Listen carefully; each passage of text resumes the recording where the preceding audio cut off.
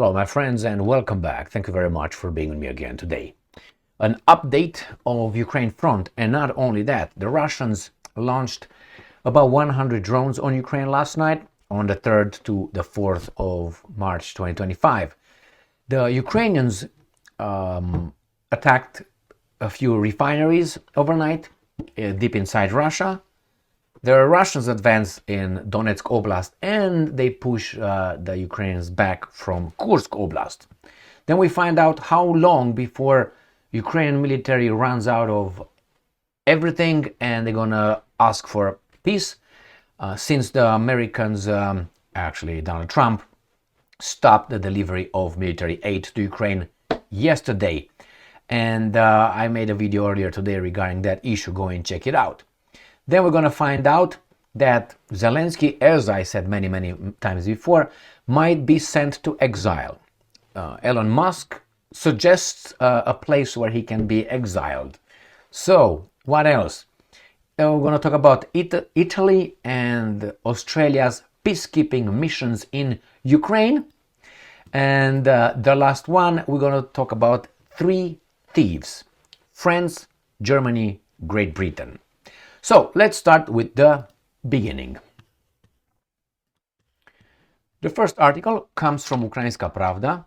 It is from the 4th of March 2025. Air defense downs 65 Russian drones in 9 Ukrainian oblasts overnight. So the Russians launched 99 drones, 65 were hit, and the rest 30-something, they were just flying like baboons. So the shutdown over this oblast: Kharkiv, Poltava, Sumy, Kirovohrad, Zaporozhye, Dnipropetrovsk, Donetsk, Mykolaiv, Odessa. So Kharkiv, Poltava, Sumy, right here. Kharkiv, Poltava, Sumy. Right? And then you got Cherkasy, Dnipropetrovsk here. Then you got Zaporozhye. Then you got, let's see what it was, Mykolaiv and Odessa in the south, correct, and Kirovohrad.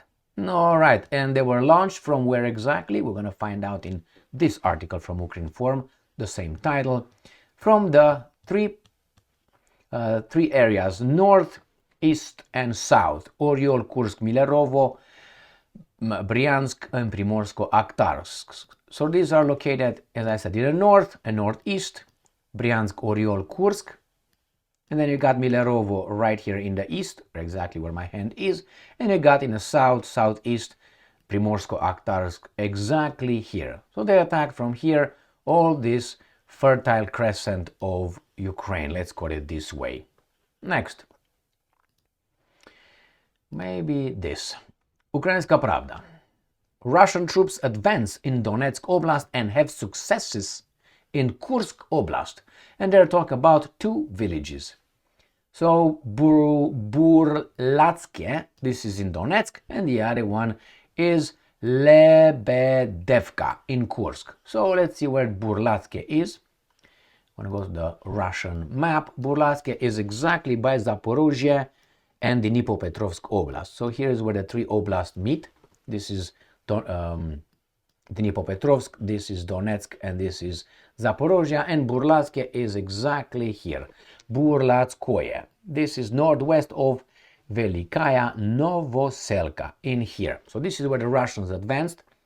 And then we have the other one in Kursk. Let me show you the other town in Kursk, where the Russians push back the NATO forces, the Ukrainian forces right here, Lebedevka.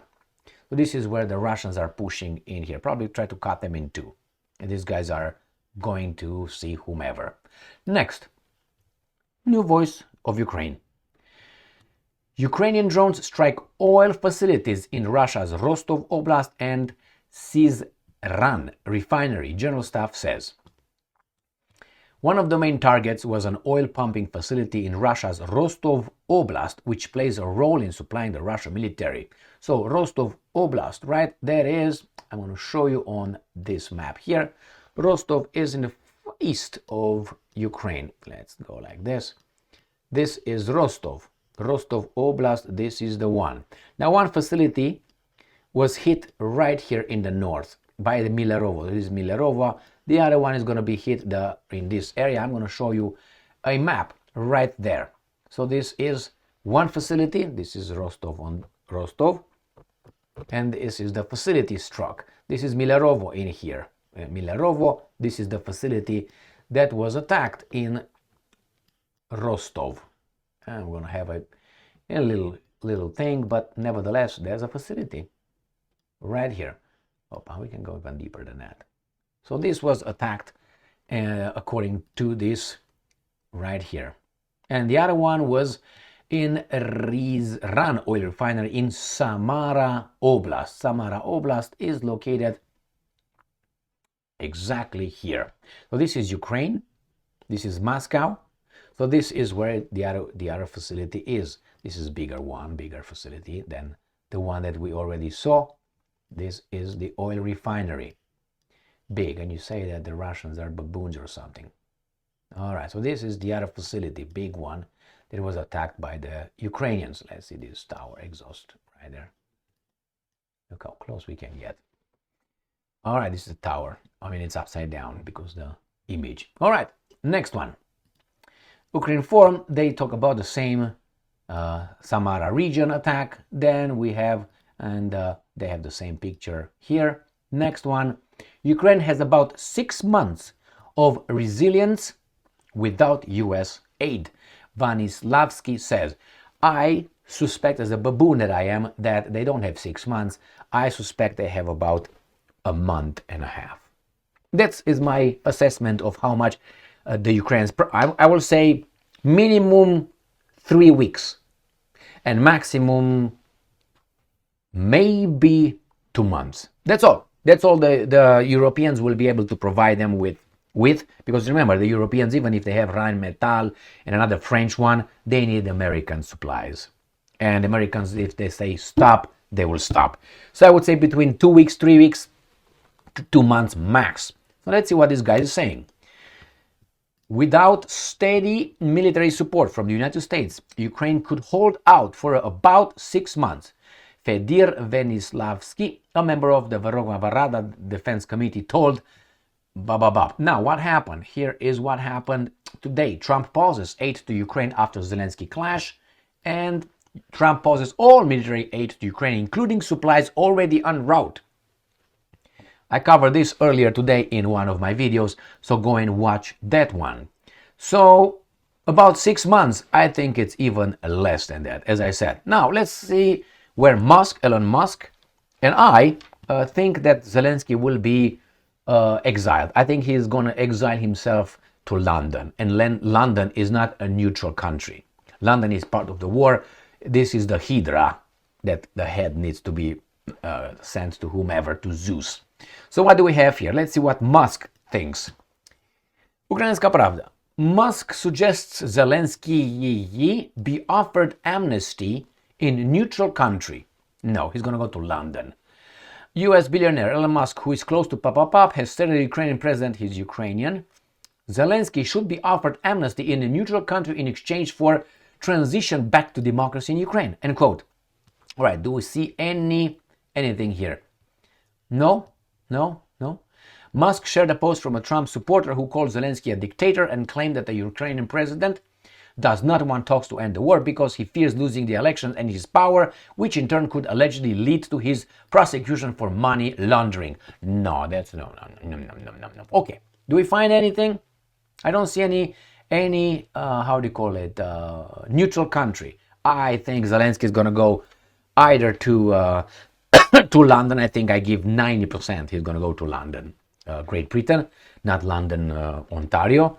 And I think that's where it's going to be. He's not going to go to Israel. It's too dangerous. Unless he's prosecuted internationally, then he's going to flee to Israel like they do. And Israel doesn't have extradition clauses with many countries. Therefore, he's going to be protected, like Polanski. Did I say that? Anyway, I'm just saying. Baboon. Next one. Let's see if Italy will send any military contingents to Ukraine. Italy will not send peacekeepers to Ukraine, Italian Prime Minister Meloni with melons says. Meloni, see, you can see who really owns himself, or who is a strong person and is willing to be himself or herself. That is, when it's a controversial situation, and the right thing will be, let's say, to say tutu. And nobody wants to say tutu. And everybody, I mean, they're like, come on, you say it. No, you say it. No, you. And then one of these guys who is afraid, why? I'm going to explain later. He's going to say, tutu. All right? Everybody, tutu, tutu, tutu, tutu. Everybody's going to be joining in. Because one person, the emperor has no clothes, says, tutu. And everybody, as I said, they're going to be waking up. Did anybody say tutu? Like people say, you're not an idiot. You are not an idiot. You know, the same here. Anybody say tutu? Right, tutu. So that's the way it is, my friends. So Meloni is not the tutu. Meloni is like, anybody said tutu? Yeah, tutu. Yeah. The Americans are the ones who call it like this. Tutu. There's tutu. Everybody's like, why? They're in charge. And who are the guys that these guys are afraid to upset? Well, the big interests. The big interests who can, unfortunately, destroy countries and elected officials, or appoint or not appoint bureaucrats. And those are the interests. Financial interest, global financial. No, you little baboons in the neighborhood. No. Financial interest, which are banks and investment firms, Blackwater and others, for instance, Goldman Sachs and Rothschild and Deutsche Bank, on banks that we'd never heard of, who's behind all those. Then you got obviously the military industrial complex, the arms manufacturing companies that can harm you really. And the other one are the energy sector, industry. These are the three pillars I call all the time. So Meloni says no troops. Good for you. Good. At least you have the courage to say tutu second after the Americans. And then we have this Australia open to peacekeeping mission in Ukraine. So these baboons don't even dare to say tutu. They don't even say there. No, we're still at Bibi. Not Bibi Netanyahu, but Bibi. And we're going to find out the thieves right there, the weak thieves. New Voice of Ukraine. France, Germany shift to grab frozen Russian billions. They shift because they were not really in cahoots yet with the Hydra. The Hydra was Britain. So they agreed to get about $200 billion. Got it? Out of the 300 billion that the Russian assets have. You know, there you have it. With the guys that want to fight Russia together. Only together. So together, everybody remember that the same thing here. Nobody comes in, only United States of America dares to come and say, you know what? Even though United States of America likes to use baboons to fight their wars, and here the Brits are like, hold me. Okay, I'm gonna come in. Hold me. Don't let me go, man. I'm gonna come and get you, man. That's Great Britain. France is like, we could do it, but we don't wanna do it. And Germans are looking at Al Capone, United States of America. 9. That's the way it is, my friends. So thieves. And remember, if you think you have your property, that means nothing. Your property could be seized by your government legally, or whatever they find tomorrow if they want. For the common good, they can take your property and turn it into a crazy asylum or a COVID-19 something. They can do that for the common good. Remember when for the common good, they infringed your liberties like this? That was a drill. So the same with these guys. The contract is the contract. No, that gets me to Stefan the Great, Stefan cel Mare, a Romanian king who reportedly on his deathbed, when he was over there, he gave advice to his whomever is going to be the next one in charge. And he said, and it was very surprising for me when I read that. I read that, I think when I was about 17 or something, and something like that. That doesn't really matter. And he said, the Romanians were always attacked by the Turks in those times and by the Poles.